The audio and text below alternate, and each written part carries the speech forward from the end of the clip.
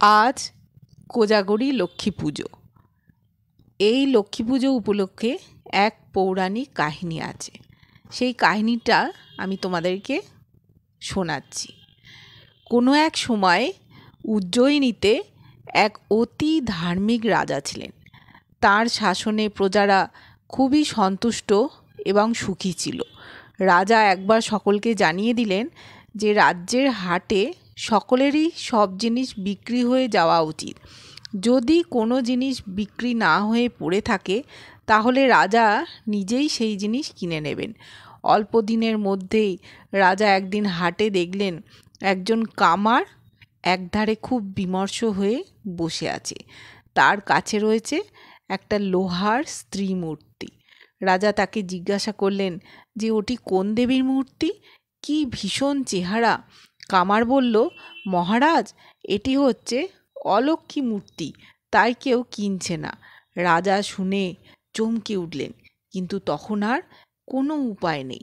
তিনি আগেই বলেছেন যে যে জিনিস বিক্রি হবে না সেটা তিনি নিজে কিনবেন। এখন তাকে কথা না রাখলে অধর্মে পতিত হতে হবে।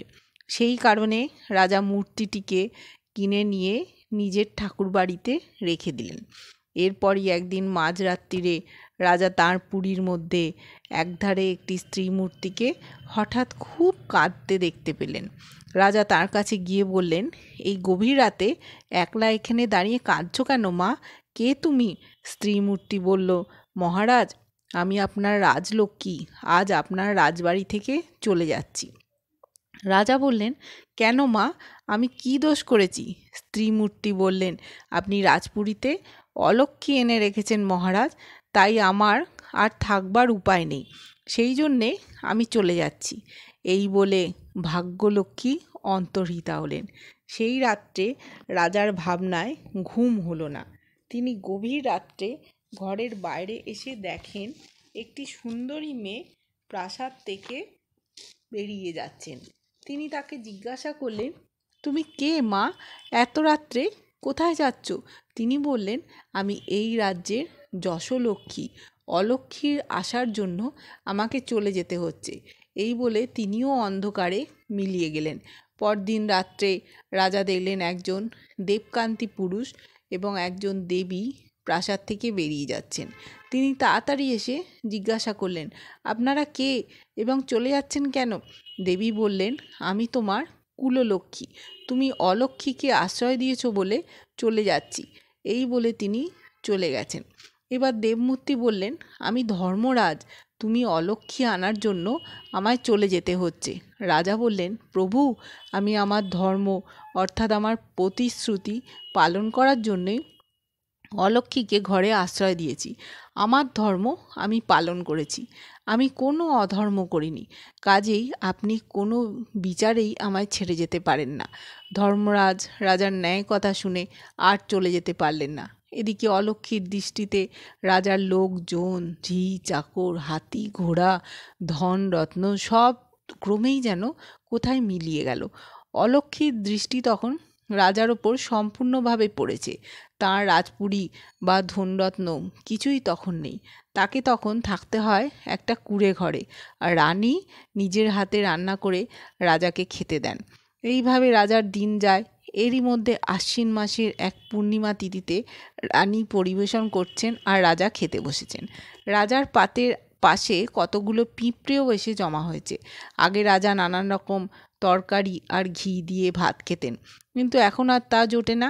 সেই জন্য পিঁপড়েগুলো বলল, হায় হায়, রাজার কি দুর্ভাগ্য দেখো, আজ রাজার পাতে এক ফোঁটাও ঘি পড়ে নেই। এই কথা শুনে রাজা হেসে উঠলেন। রাজাকে হাসতে দেখে রানী এই হাসির কারণ জিজ্ঞাসা করলেন। রাজা বললেন, সে কথা শুনে তোমার কাজ নেই রানী, যদি আমি বলি তাহলে আমার মৃত্যু হবে। রানী কিন্তু তার জেদ ছাড়লেন না।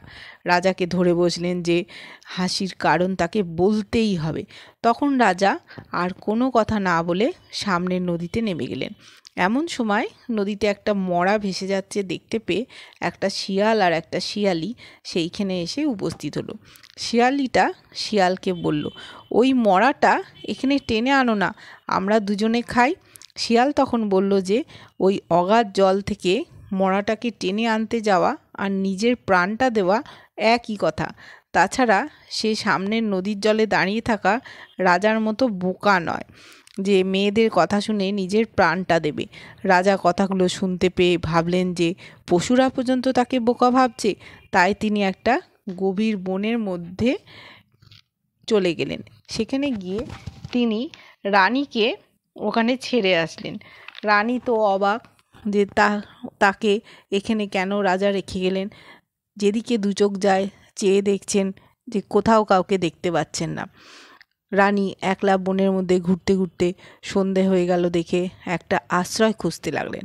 এমন সময় দেখতে পেলেন যে বনের মধ্যে এক জায়গায় একটা আলো জ্বলছে। তিনি তাড়াতাড়ি সেই দিকে গিয়ে দেখলেন যে কতগুলো স্ত্রীলোক একটা পরিষ্কার ঘরের মধ্যে কি একটা পুজো করছে।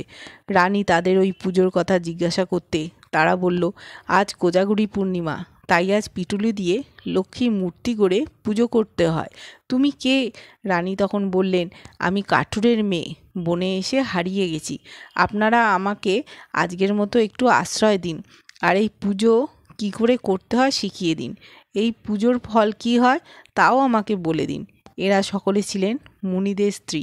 তারা বললেন, এই পুজো করে মা লক্ষ্মীর কাছে যা চাওয়া যায় তাই পাওয়া যায়। সংসার থেকে অলক্ষ্মী দূর হয়, তার ওপর লক্ষ্মীর দয়া হয়। রানী তাদের কাছে রইলেন এবং পিটুলি দিয়ে ঠাকুর গড়লেন।